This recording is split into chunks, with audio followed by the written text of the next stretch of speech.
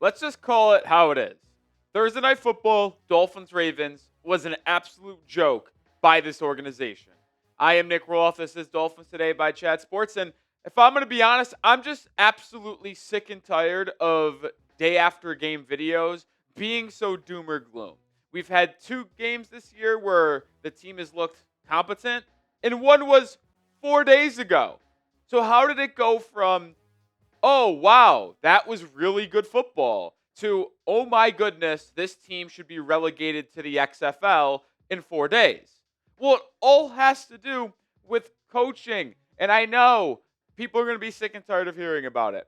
But until changes are made, that's what we're going to talk about. And some people may be in the comments like, how can you blame Coach McDaniel for the Dolphins fumbling twice, for the false start on 4th down, for the missed 35-yard field goal? Well, when you have these stupid mental mistakes time after time after time, for the course of, by the way, we're 9 weeks into the year for Miami. You have a 9-week sample size and pretty much all of last season. That goes back to the coaching staff. So, yes, the individual moments yesterday were not Coach McDaniel, but the overarching moments and how it consistently happens, yeah, that's on Coach. And I don't get how he doesn't get fired. Chris Greer, too. Stephen Ross, though, refuses to make change. I said this earlier this week. Even if the Dolphins got embarrassed on primetime, long week until the next game, you could see him getting fired. I don't think it would happen unless Miami rattled off 3 straight losses to the Ravens, Bills, and Commanders, and then going into the bye week. That's when you would make changes. Well, one step of the way there with a bad loss at home to the Baltimore Ravens. And when you really look back at last night from Coach McDaniel, once again, no attention to detail. The false start by Larry Borum, that can't happen. It just can't. And then we had a couple procedural miscommunications, which led to Miami having to use a timeout, both in the first half and second half. Once again, you came out flat in the second half. This is the worst second half football team in the NFL. I don't know if that changed, but I remember through the first 7 weeks of the year, they were the second worst point differential in the second half. Second worst. And once again, you outplayed Baltimore in the first half. You controlled the clock by about 8 minutes in the first half. You outgained them by 100 yards. Yet you were down 14-6 because you had the lack of attention to detail. Missed field goal, false start, turnovers. And then you come out, the game's not over. It's a 1-score game. Outscored 14-0 in the second half. And it didn't look like you wanted to be there in the final 30 minutes. And then the mindless 4th down decision. Should they have gone for it? Absolutely. I said it in the moment. I'll double down. McDaniel made the right decision.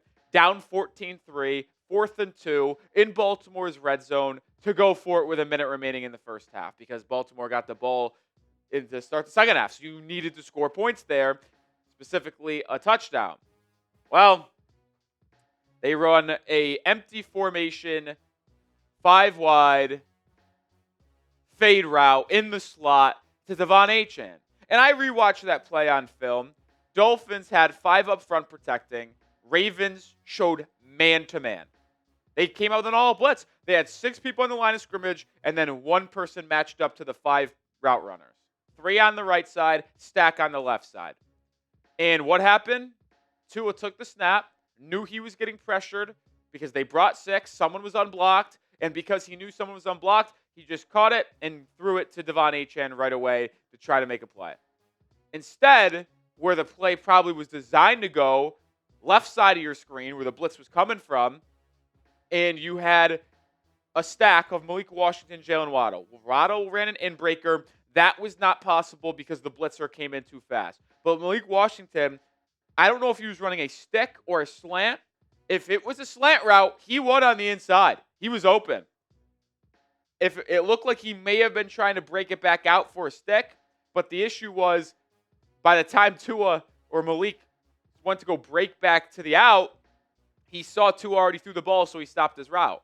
Now, I don't know if that was a design where if they come out with an all-out blitz, they say we're running the fade to Malik Washington or the fade to Achane, or if it was supposed to go to Malik Washington in the slot, and Tua just made the wrong read. Mike McDaniel actually asked about the fourth down play call, said we had a concept that we felt pretty good about. Our primary didn't quite go in the area we expected to. Miscommunication, so to speak. We had an eligible receiver to make a conversion, but didn't see that. There were a multitude of failures in that situation. I was super confident that wouldn't be the case. I mean, that's just a hilarious football team. Every week, they lose a game. Oh, why did that happen? Miscommunication. How many times are you going to use that excuse, Mike? Seriously. I mean, how many times are we going to hear, miscommunication? It's so frustrating. You know why it's miscommunication? Because you guys suck at your jobs. That's the God's honest truth. But that quote from McDaniel makes me believe that Tua made the wrong read. And I'm not making this about Tua because out of a list of reasons Miami got blown out yesterday, Tua really wasn't one of them, at least in the top 5 or 10. But if you're Tua, you got to be stronger mentally going against the blitz. You knew they were bringing a heater. If the play was supposed to go to Malik Washington, make the goddamn throw under pressure. Instead, you cowered like a soft little puppy and threw the fade route to a 5'9" running back, who is your best player, but he was being defended by the Ravens' best player, 6'4" Kyle Hamilton. Doesn't make a lot of sense. And even if it wasn't to Malik Washington on the blitz side, I looked back. If he threw with anticipation, could hit Greg Dulcich on a 5-yard stick route that would have been just past the sticks if he threw it on time. Dulcich created 1 yard, 2 yards of separation, where if he throws it on time, gets it to him accurately, Dulcich makes the catch, it moves the sticks. Just all around bad play. Mike McDaniel needs to go. Very clear, very obvious. When he gets canned, won't be today because he already spoke to the media this morning, which I think that's the earliest I've ever seen him speak. But to be fair, might as well get it over with. You were home on Thursday Night Football. Subscribe today when he gets canned because we'll be live. All right, we got more injury news to make it even worse somehow. So not only is this team incompetent and frustrating, but they're also banged up and continue to get bruised. We'll start with this first injury. Second-year edge rusher Chop Robinson left the game. What was it? Probably in the first quarter. Or was that? It was the first half. I think it was late first quarter, early second quarter, with a concussion. And Mike McDaniel said that he is currently in concussion protocol and won't really have any updates today or in the next couple of days. Probably won't find out until like Monday or something. But I want to show this photo because Chop Robinson, who was evaluated for a concussion, left the game and didn't return, was ruled out relatively quick, and they showed it on the broadcast, and this photo got sniped from the stands by either a fan or a reporter, that Chop Robinson was walking off the field with a couple of trainers with a towel over his head. I mean, prayers up the Chop. You don't want to speculate how bad it is, but I'm just going to tell you based off what I know about concussions, and that is the sign that it is as bad as it gets, because concussions, loud noises, lights, they really F with you. They do. So for him to have a towel over his head, that just tells me that the lights were really bothering him in the moment. And that tells me that is as serious as a concussion as you could possibly have. Now, I don't even know how he got hurt or the actual play he did get hurt. They never showed the replay of him getting hit in the head or something. But apparently pretty bad concussion, so prayers up the Chop, because with the towel over the head, that's a scary sight, and you never want to see that, especially after being evaluated for concussion. Rookie number 2, rookie running back Ollie Gordon left the game in the second quarter with an ankle injury and didn't return. Didn't look good. He was blocking on the boundary, little pop pass, I think it was to Malik Washington, and he just got tackled, and they rolled right into Gordon. He didn't get caught in the ground, so it didn't look like his cleat was stuck and then his ankle bent inward or anything like that. Just got rolled up on. He was very slow to get up, walked very gingerly to the sideline, very gingerly to the locker room. They never ruled him out. They always ruled him questionable return. I actually think I saw McDaniel say he was available to return, but they didn't bring him back. He was on the bench riding a stationary bike yesterday in the second half, so you have to believe that the injury isn't as serious as it looked like it could be, which is very positive. I also still can't get over that tripping call. I think maybe pound for pound, the worst referee call of the NFL season. And there have been some bad ones, folks. I mean, no surprise, the refs are a fucking joke. But that is as bad as it gets. Wiped away a 40-yard completion to Jayen Waddle. Miami would have had the ball inside the 10. Also, it was 14-3 with about 3 or 4 minutes left in the second half, or first half, I believe. So that would have put Miami in a potential touchdown situation where they make it 14-10. Who knows the different bowl game that we have if that awful, awful call isn't made. And by the way, quick tangent, the associate head coach and running backs coach, Eric Studsville. What the fuck are you doing? Because Ollie Gordon's furious after getting that awful call made, rightfully so. He's running off the field jogging, and Eric Studsville is yelling at him coming off the sideline. I get it. You didn't see it in real time, maybe, and you might have missed the penalty, and you're just being told what the play was, and you're pissed off that your rookie running back would make a quote-unquote bad decision like that. But how are you yelling at Ollie Gordon in that situation? He did nothing wrong. That drove me up a wall, and I hope he apologized. He better. Like, if he doesn't, I'll be pissed. Won't ever find out if he did or not, probably. But the point I'm trying to make is that is bad coaching. And he might not have known. But to get up in your young running back's face and yell at him as he's coming off the sideline for a mistake that wasn't even a mistake and just the worst call of all time by the officials just goes back to the bad coaching here. It just does. You can't make that decision to yell at your young RB. Just can't do it. Just awful, awful stuff. More coming here, but this episode is brought to you by Prize Picks. The weather is changing, but you know what never changes? Being right on Prize Picks. You could get $50 in lineups when you play your first $5 lineup when you sign up today. So easy to play. Just pick more or less and at least 2 player stats. If you get your picks right, you could cash in. Which players are going off? Which players are overhyped? Make your picks in less than 60 seconds and turn your takes into cash all season long on Prize Picks. I didn't win on Thursday night. Bummer.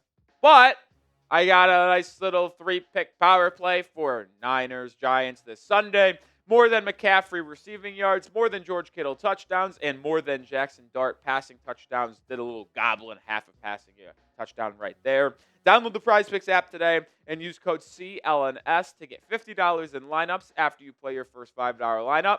That is code CLNS to get $50 in lineups after you play your first $5 lineup. Prize Picks. It's good to be right. We'll combine injury 3 and 4 into one here. Rasul Douglas and Ifeatu Melifonwu both left this game in the second half. Douglas was in the fourth quarter. Not sure when Melifonwu left because we did see Elijah Campbell get some playing time yesterday. But both had a toe injury, which if I had a nickel for every player on the Dolphins that had a toe injury yesterday, that's 2 nickels, which isn't a lot, but you'd be shocked it happened twice. Just simply not an injury that happens a ton to defensive backs. But either way, toe injury for the 2 of them. Mike McDaniel said early on Friday morning that he's still getting information on Rasul Douglas's injury. Ifeatu Melifonwu is already labeled as week to week. Listen, Dolphins don't play for another 10 days, so maybe Melifonwu can go the following Sunday. Maybe not, but if not, Ashtyn Davis should be able to return. Also pointed out James Daniels and Jason Sanders should return at some point this season. Not out for the year. Who cares at this point? I'm really concerned about Rasul Douglas, though. Also, you could argue not really that important because this team stinks and the season's going nowhere. But he has been your second or third best defender. Like, Minkah Fitzpatrick's been your best overall defender, and then it would be a conversation between Rasul Douglas and Jaelan Phillips as the next best guy. Like, how about Douglas just being one of the best coverage corners in the NFL this year, but also being solid in the run game?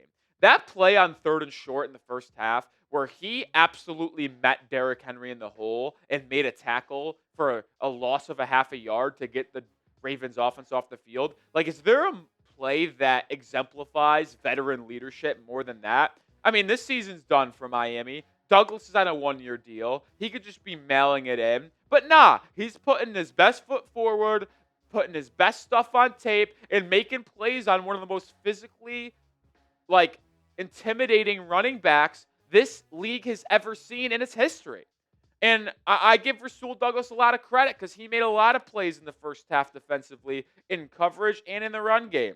Like, I hope he isn't seriously hurt. And if I am going to be honest, I actually want to trade Rasul Douglas. Why? Because he's been so damn good for Miami through the first 9 weeks of the year on a 1-year contract that he signed in the last week of August. I want to do right by him and send him to a team that's going to make the playoffs. Like, seriously.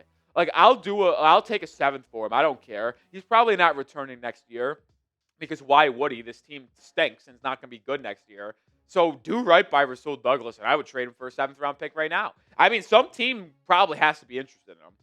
You'd imagine a team that needs a corner, and you'll say, well, Miami needs a corner. Yeah, we need a lot of things, and we suck. So just let the season go into misery and have a higher draft pick. I've tried to remain a little bit of positive here and say, hey, I'm going to root for wins until we're mathematically eliminated. I know we're not mathematically eliminated. I'll put the fucking E right next to our name in the standings. It's done. So who cares anymore? You can tell I'm done with the season, are you? I tweeted out yesterday. I can't wait for the season to end. If I could press a button right now that takes me to January 14th to where we're firing McDaniel and Greer and starting our new head coach and GM search, I would. And boy, I think there wouldn't be a button I would press quicker. Sidney Sweeney or that. I'll take January 14th, please. Moving on. Barry Jackson. This came in last night. Oh. Tua said the team had a heartfelt conversation after the game. The players will return to work on Monday. Huh. Heartfelt conversation, yeah. What is that all about, folks? Could be because the trade deadline's Tuesday. So could be one of those things where it's like, yeah, we know that some people might not be here this time next week. And it was a pleasure playing. Could have been that. I don't know what else it could have been. I will say, though, for the people who might be concerned about them returning to work on Monday, that's standard procedure. When you play Thursday Night Football, teams usually get the weekend off and then return clear-headed on Monday. It does add a little wrinkle to the situation, though, when the trade deadline's upon us because we got a lot of players that could be traded here. And I know there's been reports about no fire sale. We'll have more updates on reports about trades over the next 24 to 48 hours for sure. And we'll be live for the trade deadline next week as well. So make sure you subscribe. But, man, you never like to see a heartfelt conversation after the game when you fall to 2-7. Oh, goodness gracious. And speaking of those trade rumors, brief little update here. When asked about it after the game, Bradley Chubb and Jaelan Phillips both responded. Chubb saying, God is in complete control of my life. Phillips says it's out of my control. Would love to stay here, but if I get traded, I get traded. So both kind of taking the same mentality that, hey, whatever happens, happens. Bradley Chubb, obviously a captain on this football team. We've gone over the financial implications of trading him over the past couple of days. I doubt Chubb is the one who gets dealt if you do trade an edge rusher.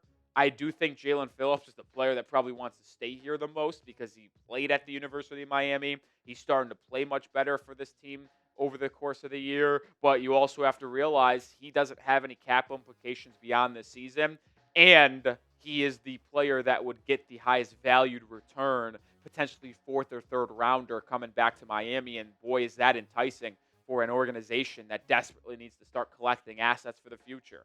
And as I mentioned, we'll have you updated on the trade rumors and be live for the trade deadline on Tuesday. We'll also be live later today on the channel talking more Miami Dolphins football. So subscribe and join the family here at Dolphins Today.